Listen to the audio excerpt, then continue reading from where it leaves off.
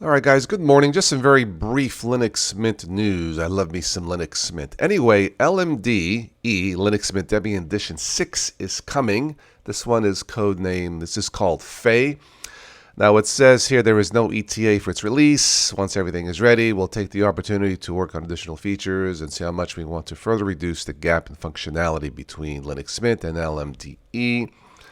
I would guess by the end of the year, maybe. They also working on Linux Mint 21.3. This one is planned by Christmas of this year. We've got many exciting ideas. I will say this, I have a Linux Mint installed on multiple machines along with Windows 11. Both seem to work the way they should. I enjoy using both.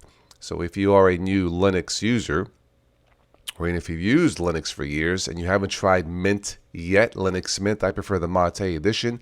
Definitely check out Linux Mint, one of the top 3 on my list for everyone, which includes Zorin OS and Chrome OS Flex. All right, that's all I have for this morning's news. I'll catch you on the next one. Arrivederci.